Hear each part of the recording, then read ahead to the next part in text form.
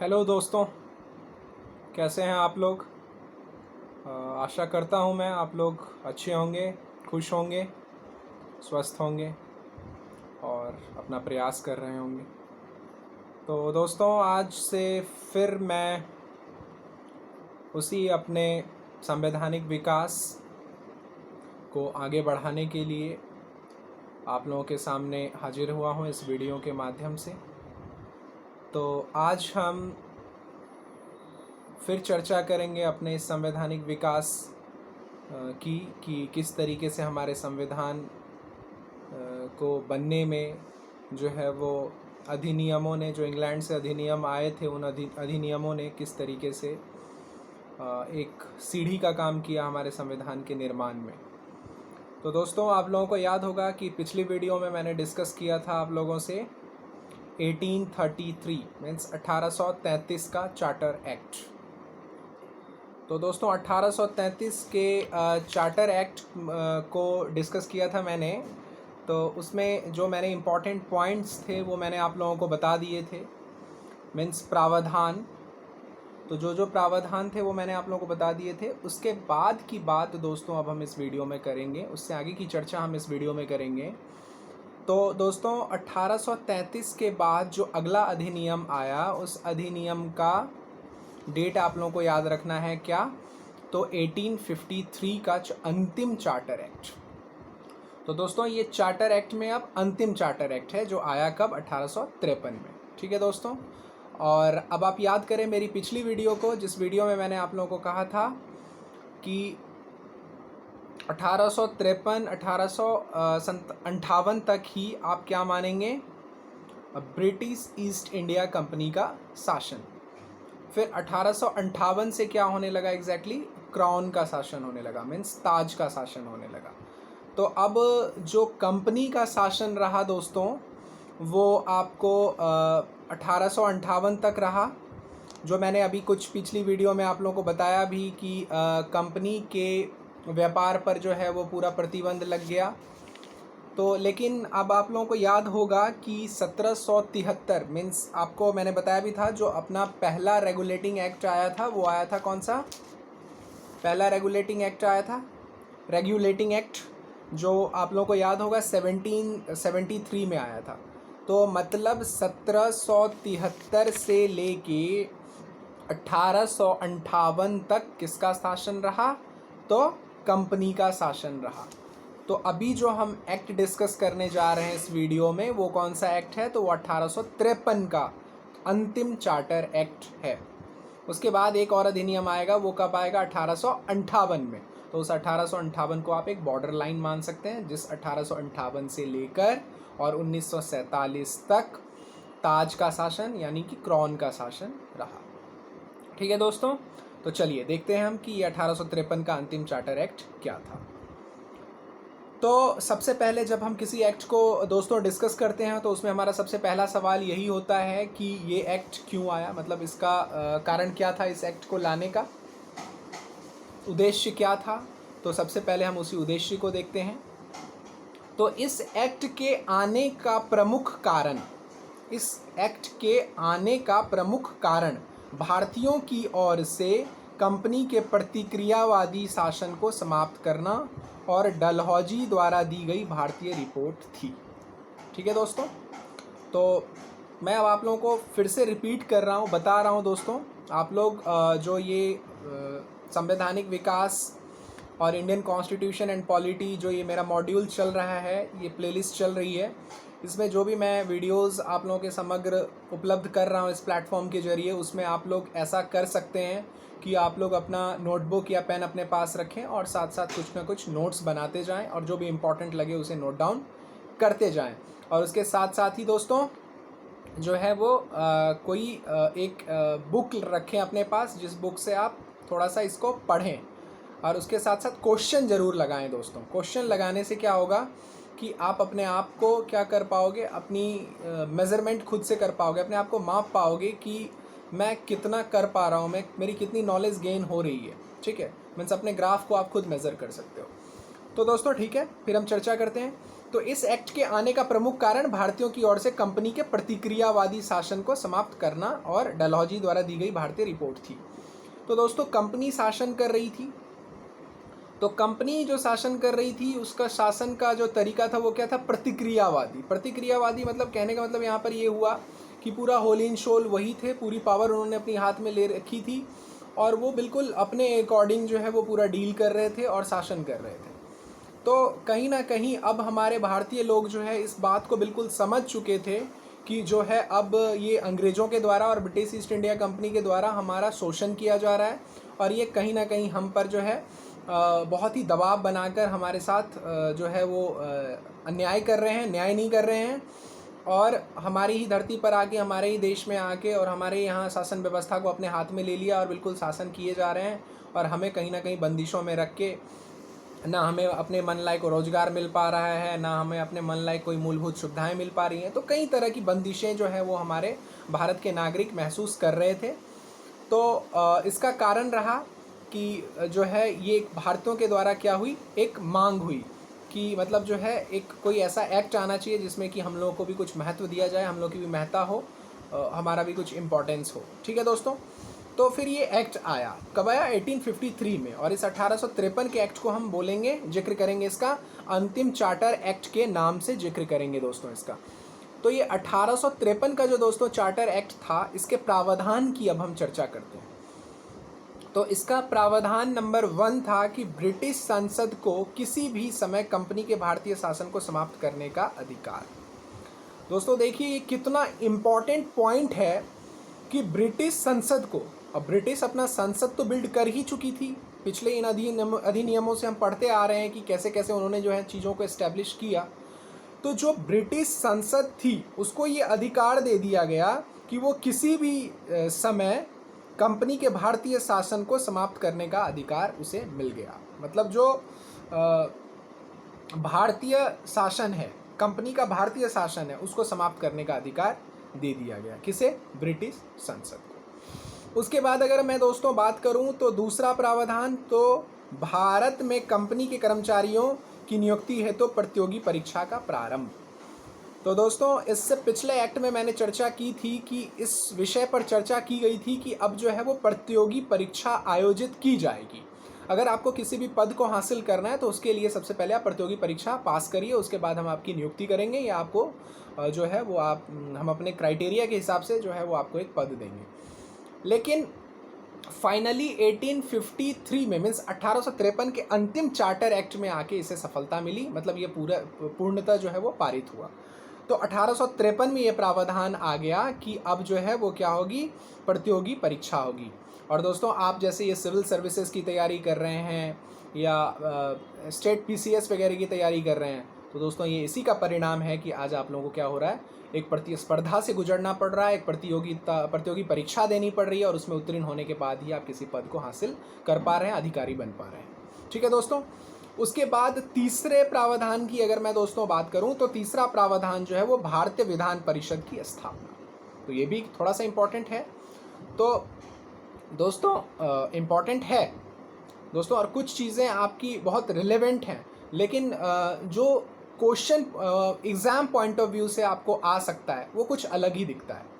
तो धीरे धीरे पढ़ते पढ़ते एक प्रैक्टिस के साथ आप लोगों को ये लगने लगेगा, आपको ये समझ में आने लगेगा कि मेरे एग्ज़ाम पॉइंट ऑफ व्यू से कौन सी चीज़ जो है वो ज़्यादा रिलेवेंट है या कौन सी चीज़ ज़्यादा इम्पॉर्टेंट है। ठीक है दोस्तों, तो भारतीय विधान परिषद की स्थापना हुई। तो भारतीय विधान परिषद की स्थापना हुई, तो मैं अभी आप लोगों को 3 प्रावधान बता चुका हूँ। पहला, ब्रिटिश संसद को किसी भी समय कंपनी के भारतीय शासन की को समाप्त करने का अधिकार दे दिया गया। किसको, ब्रिटिश संसद को, कि जो है वो कंपनी के भारतीय शासन को समाप्त कर सकती है, जिस किसी भी टाइम वो चाहे समाप्त कर सकती है। उसके बाद दोस्तों अगर मैं बात करूं तो दूसरा प्रावधान, तो भारत में कंपनी के कर्मचारियों की नियुक्ति हेतु प्रतियोगी परीक्षा, ये भी आ गया। और इसके जो है इसको आप बहुत ही करीबी से अपने लाइफ स्टाइल, अपनी जीवन से जोड़ के देख सकते हैं कि आप भी एक प्रतियोगी परीक्षा के लिए जो है वो प्रतिस्पर्धा कर रहे हैं, फाइट कर रहे हैं कि हाँ मुझे थोड़ा सा मेरा कंपटीशन क्लियर हो और मुझे एक अच्छा डेजिग्नेशन, एक अच्छी पोस्ट मिले। और उसके बाद दोस्तों तीसरा प्रावधान, तो भारतीय विधान परिषद की स्थापना। तो भारतीय विधान परिषद की स्थापना भी इसी एक्ट के तहत की गई। उसके बाद दोस्तों सिविल सेवक के रूप में मैकाले की नियुक्ति हुई। इससे पिछले एक्ट में मैंने आपको बताया था दोस्तों कि जो मैकाले थे, उन मैकाले का बहुत बड़ा योगदान है हमारे इस भारतीय क्षेत्र में अंग्रेजी को लाने में और हमारे हायर एजुकेशन में इंग्लिश को बढ़ावा देने में, क्योंकि उनका ही कहना था कि क्यों ना हम एक ऐसा वर्ग तैयार करें जो जन्म से तो भारतीय हों, लेकिन वो अपनी बोलचाल, पहनावे ओढ़ावे और अपनी भाषा से वो अंग्रेज दिखें। तो कहीं ना कहीं हमारे स्टैंडर्डाइजेशन में, हमारे अपग्रेडिंग में, हमारे अपब्रिंगिंग में इन सब चीज़ों का बहुत बड़ा एक इम्पॉर्टेंट रोल है। तो ये दोस्तों 4 प्रावधान इस 1853 के एक्ट के तहत हुए। तो प्रावधान नंबर 1, ब्रिटिश संसद को किसी भी समय कंपनी के भारतीय शासन को समाप्त करने का अधिकार दे दिया गया। दूसरा, भारत में कंपनी के कर्मचारियों के लिए प्रतियोगी परीक्षा का प्रारंभ हुआ। तीसरा, भारतीय विधान परिषद की स्थापना हुई। और चौथा, सिविल सेवक के रूप में मैकाले की नियुक्ति हुई। और इससे पहले 1833 के एक्ट में हम देख चुके हैं कि मैकाले जी कौन थे और उनका क्या योगदान रहा था उस समय में भारत के लिए। ठीक है दोस्तों, अब इस 1853 के एक्ट के बाद जो एक्ट आया वो आया 1858 का एक्ट, जिसको हम क्या कह सकते हैं, भारत शासन अधिनियम। दोस्तों अब यहाँ पर आप लोगों को एक चेंज देखने को मिलेगा। वो चेंज क्या है कि एक आपसी सहमति बनी जिसमें ये तय हुआ कि अब जो अधिनियम आएंगे उस अधिनियम में क्या होगा, अधिनियम लगा हुआ होगा। इससे पहले आप क्या सुन रहे थे, एक्ट। जैसे अभी आपने 1853 का क्या पढ़ा, अंतिम चार्टर एक्ट। लेकिन अब आप 1858 से जो अब आप देखेंगे उसमें आप क्या देखेंगे, अधिनियम आपको सुनने को मिलेगा। ठीक है दोस्तों, तो अब हम चलते हैं इस 1858 के भारत शासन अधिनियम को समझने के लिए। तो दोस्तों भारत शासन अधिनियम जो था, इसकी मैं थोड़ी सी बैकग्राउंड नॉलेज आप लोगों को दे देता हूँ। दोस्तों उस टाइम में ये हमारे हमारे ही कह सकते हैं, उस टाइम में गवर्नर थे डलहौजी। तो इन डलहौजी की क्या एक रणनीति थी, मतलब क्या उनकी एक स्ट्रेटजी थी, मैं उसको थोड़ा आप लोगों के साथ डिस्कस करना चाहूँगा। तो डलहौजी की एक पॉलिसी थी, क्या थी, साम्राज्यवाद पॉलिसी, जिसे आप कह सकते हैं डॉक्ट्राइन ऑफ लैप्स, मतलब हड़प नीति। तो डलहौजी उस समय में उनकी नीति क्या थी कि हम ज़्यादा से ज़्यादा राज्यों को क्या करेंगे, ज़्यादा से ज़्यादा क्षेत्रों को हमें हड़पना है। तो उन्होंने क्या किया कि सतारा को आप ले सकते हैं, उसके बाद जैतपुर को ले सकते हैं, संभल को ले सकते हैं, पंजाब को ले सकते हैं, उसके बाद सिक्किम को ले सकते हैं, झांसी को ले सकते हैं, नागपुर को ले सकते हैं। इन सारे क्षेत्रों पर उन्होंने धीरे धीरे क्या करा, मतलब अपनी पकड़ बना ली, इन क्षेत्रों को क्या किया, हड़प लिया। ठीक है दोस्तों, पंजाब को उन्होंने शक्ति के बल पर 1849 में युद्ध के बल पर, मतलब युद्ध करके जीत हासिल करके जो पंजाब को 1849 में जो है अपने अधीन कर लिया। उसके बाद सिक्किम की अगर हम बात करें तो 1850 में उसको अपने अधीन कर लिया। झांसी की अगर हम बात करें तो उसको 1853 में अपने अधीन कर लिया। उसके बाद नागपुर की अगर हम बात करें तो उसको 1854 में अपने अधीन कर लिया। उसके बाद अगर हम अवध की बात करें तो उसको 1856 में अपने अधीन कर लिया। ठीक है दोस्तों, और सबसे यहाँ पर अगर मैं इम्पोर्टेंट बताऊँ आप लोगों को, तो जो अवध था उसको इसने सबसे लास्ट में डलहौजी ने क्या करा, कुशासन के आधार पर क्या किया, हड़प लिया, मतलब कब्जा कर लिया उस पर। तो दोस्तों और 1857 में दोस्तों मैं आप लोगों को बताना चाहूँगा कि क्या हुआ था, एक बहुत बड़ी क्रांति हुई थी। ठीक है, रिवोल्ट ऑफ 1857। जो हिस्ट्री बैकग्राउंड के स्टूडेंट होंगे या जिन्होंने थोड़ा पढ़ा होगा उन्हें याद होगा 1857 की क्रांति, रिवोल्ट ऑफ 1857। तो मैं जब हिस्ट्री के चैप्टर्स कवर करूंगा उसमें मैं बताऊंगा आप लोगों को सीक्वेंस में 1 बाय 1 कि क्या क्या रिलेवेंट है एग्ज़ाम के पॉइंट ऑफ व्यू से हिस्ट्री में। और हिस्ट्री ऑप्शनल की भी मैं जो है वो क्लास शुरू करूँगा इस प्लेटफॉर्म के ज़रिए। तो उसमें हम ज़्यादा डीपली जाएंगे रिवोल्ट ऑफ 1857 पर, 1857 की क्रांति पर। लेकिन अभी हम थोड़ा सा बेसिक मैं आप लोगों को बताना चाहता हूँ कि जो 1857 की जो क्रांति हुई थी उसके कई आयाम थे, बहुत सारे कारण थे जिसकी वजह से वो हुआ था। उसको हम मेनली हम डिस्कस करेंगे हिस्ट्री में। लेकिन अभी मैं बता रहा हूँ आपको कि 1857 की क्रांति होने के बाद, जिसमें बहुत ज़्यादा मशक्क़त भारतीयों को करनी पड़ी थी, लेकिन उसके बाद भी भारत को सफलता नहीं मिली थी। फिर से अंग्रेज़ ने अपना काबू पा लिया था भारत में, और काफ़ी अच्छा फिर से उन्होंने अपनी साम्राज्यवाद की नीति फैलाई और फिर से अपने भारत के क्षेत्र पर फिर से अपना वही ढर्रा शुरू कर दिया। तो दोस्तों, इस एक्ट को क्यों लाया गया? सबसे पहले हम किसी अधिनियम को पढ़ते हैं, जो हमने पिछली वीडियोज़ में भी पढ़ा है या अभी भी हम पढ़ रहे हैं। तो सबसे पहले हम यही रीज़न फाइंड आउट करते हैं कि ये अधिनियम क्यों आया, मतलब क्या इसका क्या प्रोस्पेक्टिव था, क्या ऑब्जेक्टिव था, इसका ऑब्जेक्ट क्या था, मतलब क्यों ये अधिनियम आया। तो अब हम ये देखते हैं कि 1858 का जो अधिनियम है उसको लाने का क्या कारण था। तो इसे लाए जाने का प्रमुख कारण ब्रिटिश सरकार और ईस्ट इंडिया कंपनी की साम्राज्यवादी थी। तो मतलब 1858 का जो अधिनियम आया, वो इसे लाए जाने का प्रमुख कारण ब्रिटिश सरकार और ईस्ट इंडिया कंपनी की साम्राज्यवादी थी। मतलब आप इस चीज़ को समझें कि ब्रिटिश ईस्ट इंडिया कंपनी की साम्राज्यवाद नीति जो थी, उसी की वजह से इस 1858 में इस एक्ट को लाया गया कि भाई आप बंगाल तो आए, बंगाल पर आपने जो है अपना शासन शुरू किया, उसके बाद आप अपनी हड़प नीति, ये डलहौजी के द्वारा जो है आप अपना क्षेत्र विस्तार करते जा रहे हैं, और धीरे धीरे जो है वो आप पूरा क्षेत्र बढ़ाते बढ़ाते आप चाह रहे हैं कि हम पूरे भारत पर अपना कब्जा कर लें, पूरा भारत पर हमारी पकड़ हो जाए। तो ये साम्राज्यवाद की जो नीति थी, पूरा हड़प नीति थी इनकी, इससे हम भारतीय परेशान हो चुके थे और कहीं ना कहीं एक बदलाव की मांग थी।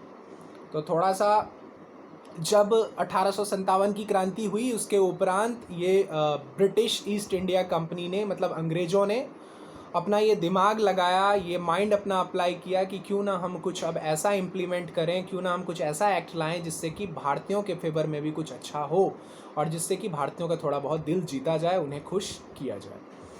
तो फिर दोस्तों क्या हुआ कि 1858 का जो एक्ट आया, उसमें भी क्या थे, 4 प्रावधान थे। पहला प्रावधान, भारतीय साम्राज्य ब्रिटिश शासन के अधीन।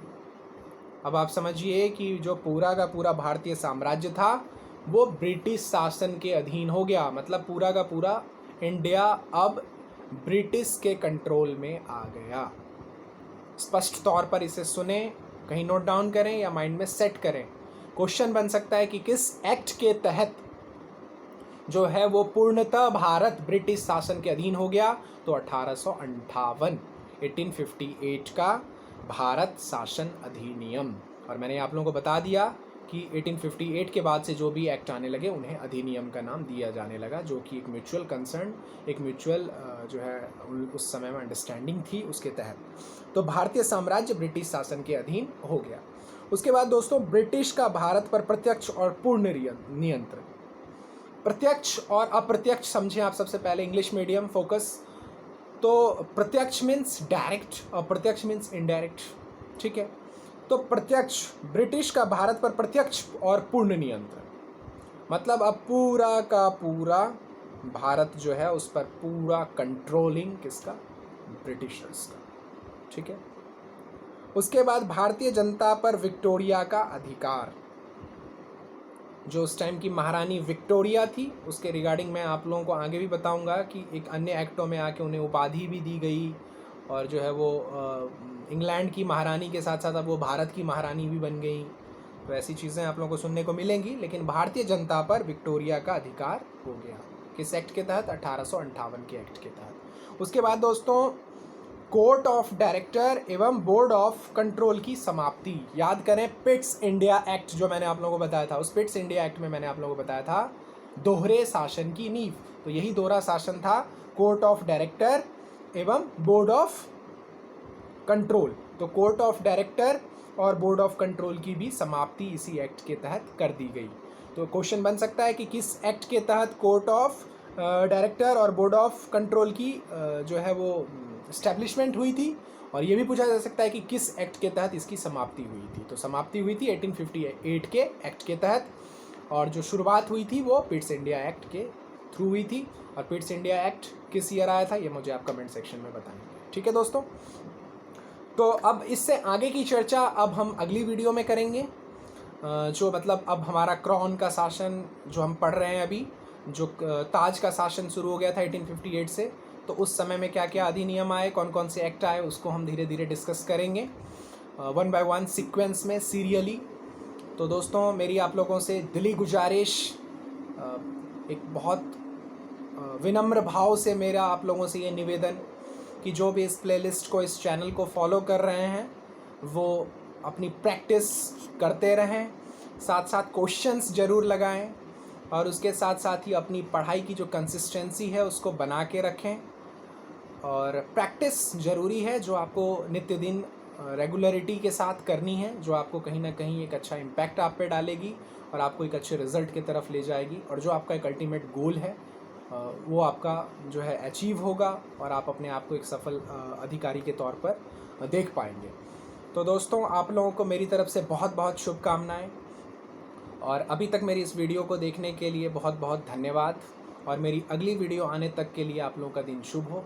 थैंक यू सो मच दोस्तों, बाय बाय, टेक केयर, जय हिंद।